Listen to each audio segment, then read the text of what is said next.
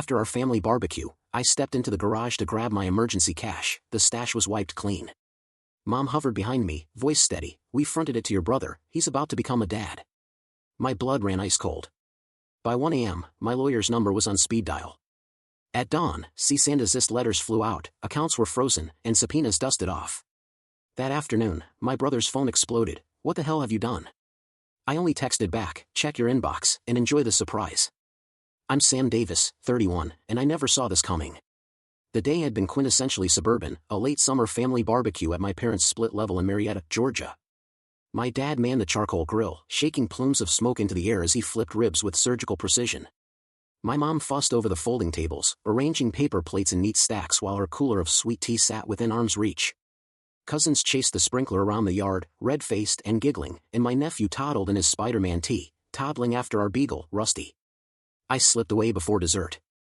Under the guise of fetching extra chairs from the garage, I headed inside to collect my emergency cash stash, an envelope of small bills taped behind the metal tool chest. This wasn't petty. I'd learned the hard way that a sudden $300 tow bill or a surprise dentist visit could tank your month if you didn't have liquidity.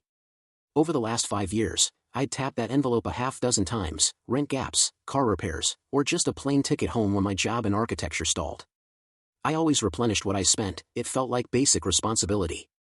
The garage smelled of engine oil and paint thinner as I flipped the cabinet door open. My fingers closed around the familiar paper envelope, and I peeled it free. Only when I opened the flap did I realize something was wrong. It was empty.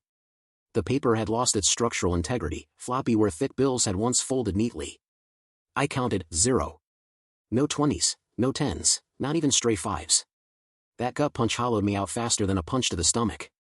I blinked against the overhead light, vision spinning. Rusty's paw scraped my foot as he padded past. He glanced up, tongue lolling. The absurdity nearly sent me into laughter, except a vibration in my pocket snapped me back. Mom's name flashed on my lock screen. I tapped it open.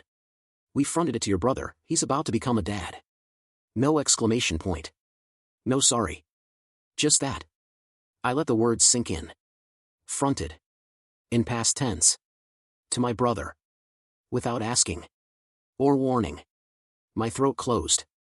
Ryan's fiancée, Sarah, was 7 months along. I'd known they'd been scraping together IVF bills and nursery costs, but they'd never asked for help. I had offered. Every time they demurred, I'd let it go. Now, apparently, my parents had slipped every penny of my secret fund into Ryan's pocket while I thought I had a safety net. Cold dread crept up my spine. I pictured every time I'd trusted that envelope, riding out a layoff, covering a blown transmission, helping a friend in crisis. All gone, handed off without even a courtesy heads up. Betrayal isn't always dramatic. This one was surgical, precise, and hidden. I sank onto a dusty stool and stared at the empty envelope, mind running through worst-case scenarios. A 2 a.m. tow bill after the next time my car broke down. A flat tire on a business trip with no cash for a rental. Or worse, the bright red balance notice from the dentist I owed. I reached for my phone again and dialed my lawyer's direct line. It went to voicemail, but I left a curt message: "Call me ASAP. Family issue, urgent." My pulse was a jackhammer. I pictured cease-and-desist drafts floating in my inbox, bank accounts locked, subpoenas served. By the time I pocketed my phone, I'd outlined in my head exactly how I'd respond: demand a full accounting, reimbursement with interest, and sanctions for unauthorized loan of my property. Family or not, someone had committed theft. I closed the tool cabinet and walked back into the backyard where the last of the sun glowed amber across the picnic table. My mom was stacking clean plates, oblivious to the storm I carried. Ryan and Sarah were arm in arm, glowing at the prospect of parenthood. I forced myself to smile and lifted an empty paper cup. "More sweet tea?" I asked, voice light. Inside, my mind buzzed with legalese: cease and desist from disposing of personal funds, unauthorized transfer construed as conversion of assets, demand full restitution. At dawn, I'd dispatch the letters. By midday, I'd freeze their accounts until my money was returned. And by this afternoon, Ryan would discover exactly what enjoy the surprise meant. I raised my cup, feeling the chill of that empty envelope in my pocket. The family barbecue carried on around me, laughter drifting on the breeze, as if nothing had changed. But I knew the truth: my safety net was gone, and I was ready to unravel every hidden transaction until justice was served. Part 2. I waited until everyone drifted back inside after the barbecue, my mom wiping her forehead, Dad leaning on the porch railing, Ryan helping Sarah carry the baby mobile into the house. That's when I slipped out again, phone in hand, heart pounding. I needed answers and I needed them now. I caught Mom in the hallway, folding her arms like a trial judge. "So," I said, voice tight, "you fronted my emergency fund without telling me?" She looked me in the eye, expression practiced calm.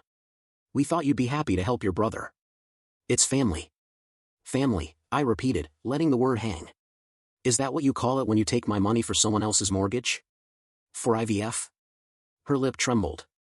"He needed it more." I felt rage spike hotter than the Georgia sun. "He needed it more?" That envelope was my lifeline. "You sold it out from under me." Before she could reply, my phone buzzed. My lawyer, Mr. Langford, had surprisingly called back already. I glanced at the screen. "Meet me at 9 a.m. Office." It was only 8 p.m. I slipped it away and faced her. "Consider this a heads up. At dawn, I'm freezing every account you used to launder my cash. Cease-and-desist letters go out tonight. I'll subpoena every transaction from your bank, every overdraft fee, every wire transfer to Idaho Fertility Clinic, every penny." Her eyes flickered, shock, panic. "Sam." I cut her off. "Save it. I'm done being the family ATM." I stomped back into the yard and paced under the oaks. The evening air felt suffocating. My phone rang. It was Dad's number. I answered, braced for confrontation. "Son," his voice was low, urgent. "We didn't mean to." "Don't meant to me," I snapped. "You stole from me. You gambled on my safety net." He sighed, a broken sound. "I'll wire it back. I promise." "Too late," I said. "Tomorrow morning, you'll get a visit from our friend Mr. Langford. He'll sort it out." I hung up, heart thundering. The backyard lights blinked on, illuminating the picnic tables now scattered with empty cups. Families clustered around Dad's old stone fire pit, oblivious to the storm I was brewing. That night, I barely slept. I drafted cease-and-desist emails, PDFs of bank statements, screenshots of my mom's text. "We fronted it to your brother, everything ready to send." At 12:03 a.m., I hit send. Instantly, my inbox filled with out-of-office replies from their bankers and financial advisors. The silence of the house pressed in as I realized how deep this would cut. Credit cards frozen, line of credit revoked, joint accounts locked. By dawn, my parents were in full panic mode. Phones buzzing from every branch manager to the loan officer at their credit union. Dad called me at 6:15 a.m., his voice shaky. "Sam, what have you done?" I sipped cold coffee, eyes scanning the sunrise through my kitchen window. "Protected my assets," I said evenly. "And if you don't return every dollar by noon, I'm suing for conversion and breach of fiduciary duty." He stammered, "But we thought." "No buts." I hung up. At 8 a.m., the front doorbell rang. My lawyer stood there, briefcase in hand, looking ready for litigation. Behind him, 2 process servers carried boxes of subpoenas addressed to my parents and Ryan. I led them inside, feeling an odd surge of satisfaction as Dad and Mom scurried to the foyer in bathrobes, eyes wild. "You're here," Mom whispered, voice cracking. Langford nodded serenely. "We'll need copies of all bank records for the past 2 years. Cash withdrawals, transfers, everything." Dad sank onto the couch, head in hands. "You're tearing this family apart." I stepped forward. "I'm saving it from people who think my savings are theirs." By mid-morning, Ryan's phone had exploded with calls and text alerts, summons to appear, account freezes, subpoenas for his personal and business finances. He staggered into my kitchen, face drained of color. "What the hell have you done?" he shouted, voice raw. I slid my lawyer's letter across the counter. "Check your inbox, and enjoy the surprise." Ryan's eyes flicked over the document, then shot to me. "You're suing me?" I exhaled slowly, sword unsheathed. "I'm suing all of you. For theft, emotional distress, and punitive damages. You used my money, behind my back, to fund your baby. Congratulations, by the way, maybe you'll appreciate what real sacrifice looks like." His lips trembled. Sarah appeared behind him, hand over her mouth. "Sam, please." I shook my head. "Please what?" "Don't pretend this is about the baby. It's about trust. You broke it." Langford cleared his throat. "I'll file the complaint this afternoon. We'll see you in court." As they packed up subpoenas and folders, I felt the weight lift off my shoulders.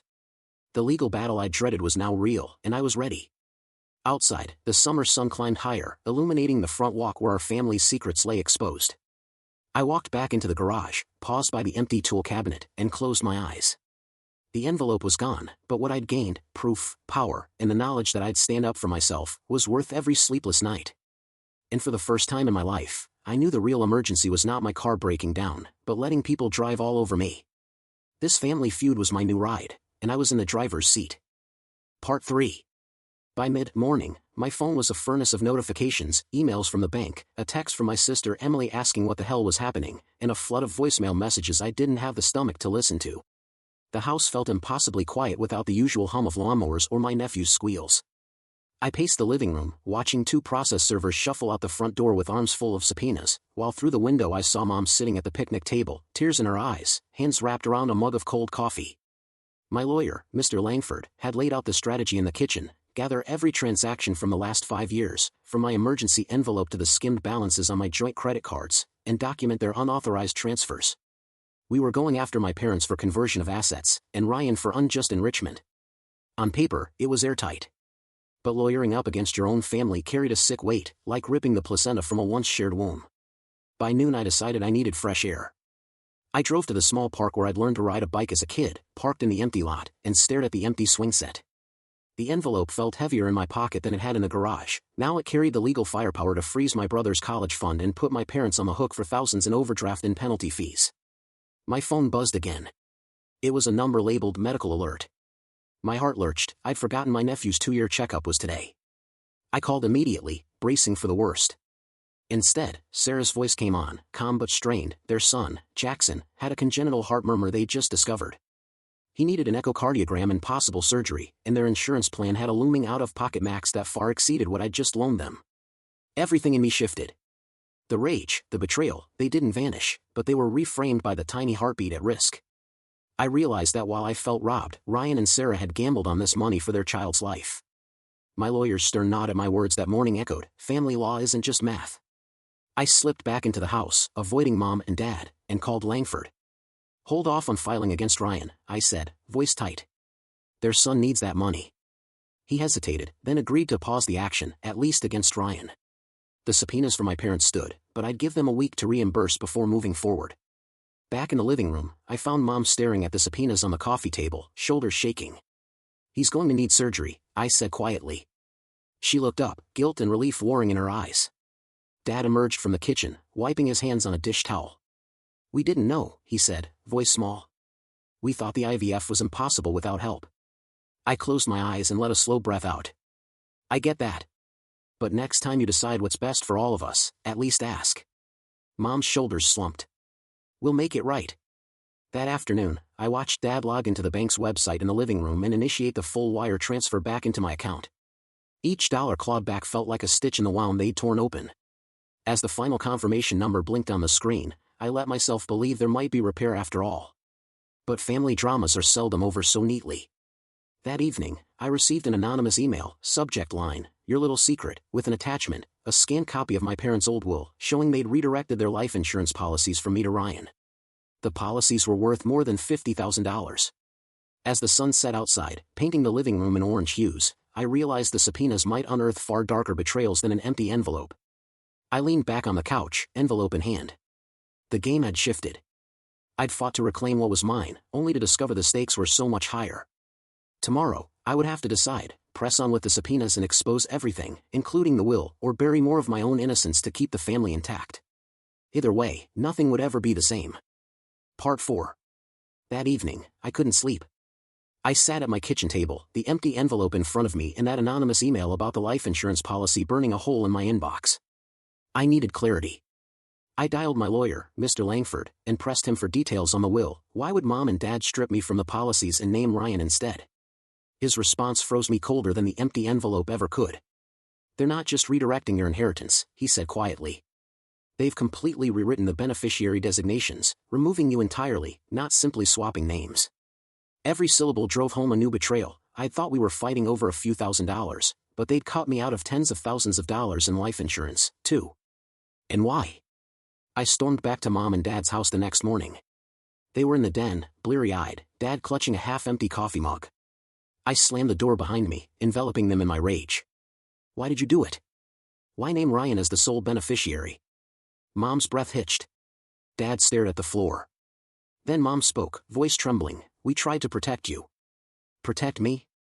I echoed incredulously. Dad finally looked me in the eye. Last year, when Jackson was conceived, it wasn't Ryan's child. My jaw dropped. What are you talking about? Mom closed her eyes. You were there, that night at the Christmas party.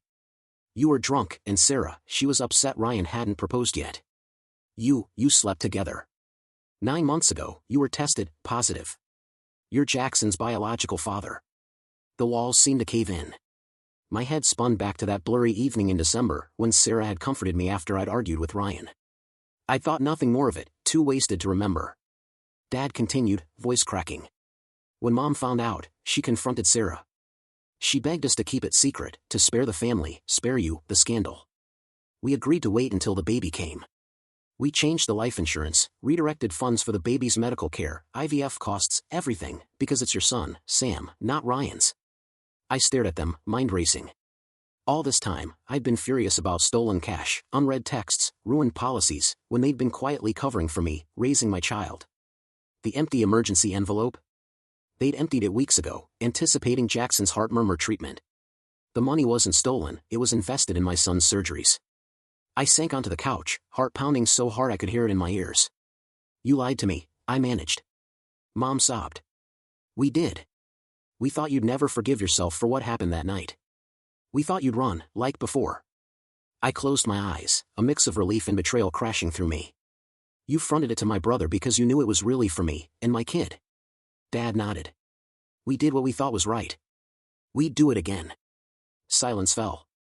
The empty envelope lay between us, no longer a symbol of theft but of a secret kept for love and shame. I realized my next move wasn't legal warfare, it was reckoning with a past I barely remembered and a child I'd never known I had. Trembling, I stood. I need a DNA test. Right now. And then, we decide how to move forward, together or not. As I walked out the door, that empty envelope tucked in my pocket, I knew the real battle was just beginning. Not over money or wills, but over forgiveness, fatherhood, and a family forever changed by one fateful night. Part 5. That night, after Dad wired back every penny and I'd convinced myself the worst was behind us, my phone dinged again. This time it was an email from the county probate court, notice of will probate, Davis estate. My chest tightened. I'd never expected to see that. I opened the PDF and scrolled to the beneficiaries list, and saw my name missing entirely. Beneath was Ryan's, sole beneficiary of both parents' life insurance policies and the family home. I stared at the screen in disbelief. The old will I thought I'd uncovered was only a red herring, this new one had been filed after my parents reimbursed my fund. The signature looked exactly like Mom's, too perfect.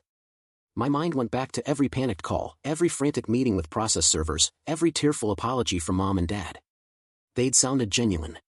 But whoever filed this will didn't plan on reconciliation. They'd baited me into giving up the subpoenas against Ryan, then slipped this new document right under my nose. A cold fury seized me. I realized the hold-off concession I made for Jackson's surgery had been their masterstroke. While I paused legal action, they'd quietly executed this new will, shifting tens of thousands of dollars, and the house, straight into Ryan's name. It wasn't just about my envelope anymore. It was about everything I'd inherited by birthright. I slammed my laptop shut. My hands shook so badly I spilled my coffee onto the desk. Then I remembered, when Langford served the initial subpoenas, he'd also served a demand for all relevant estate documents. The probate notice was the only will he'd been given. That meant the old will Mom emailed me was likely unauthenticated, a decoy. The real, court-filed will was the one skewed in Ryan's favor. My phone buzzed again. It was Langford, calling. I answered on speaker. Sam, I've got something. The signature on that probate will, it doesn't match your mother's signature on file at the DMV. My heart pounded. A forgery? He cleared his throat. Looks that way. Whoever filed this will committed perjury and forgery. We can challenge the filing, demand handwriting analysis, and, if we play this right, disqualify it entirely. You could even petition to have the will declared fraudulent, leaving the estate intestate. Then your share would automatically revert to you, and to any other natural heirs, like your nephew. I sank back, a twisted relief coursing through me. All this time, I thought I'd lost more than emergency cash. I'd thought my birthright, my family home, and my inheritance were gone. Instead, the same betrayal that almost broke me and handed me the leverage I needed to reclaim everything, my cash, my parents' trust restored on my terms, and the family estate. By dawn I had a new strategy: file objections to the forged will, subpoena the signed originals on record, and press charges for forgery. I'd confront Ryan directly, taped conversation in hand. Remember that recording app I discreetly used at dinner when he casually thanked Mom for taking care of everything? That offhand remark was my proof he'd orchestrated the whole thing. That afternoon, I walked back into the living room where Mom and Dad sat, nursing iced tea, trying to reassure me Jackson was already asleep. I laid the probate notice on the coffee table and watched their faces drain of color. "I know," I said, voice calm but icy. "And I know it's a fake. We're going to court tomorrow to prove it. Then we'll need to amend the estate documents to the real will you signed 5 years ago, naming me and no one else." Dad's shoulders sagged. Mom covered her mouth with both hands, sobbing. "We never meant." I held up a hand. "Intent isn't enough. You broke the law. Ryan broke the law." I glanced toward my brother's empty spot on the couch and added, "He put my name on orbit, thought I'd never come back down." Their tears stung my eyes, but I felt none of the guilt I had that morning. I'd been wronged far worse than an empty envelope. I'd been double-crossed by my own family, and I'd fight until every forged signature, every illicit wire transfer, and every stolen dollar was returned. As I left the house that evening, flanked by process servers ready to deliver the will challenge petition, the late summer sky burned pink and gold. The family home, our home, stood silent behind me, but for the first time, I felt the wind at my back instead of a stone in my chest. Justice would be served at sunrise, in a courtroom where the truth of that forged will would shatter. And when I finally reclaimed what was mine, I'd know exactly how sweet it was to turn my emptiness into power, and watch those who betrayed me face the fallout.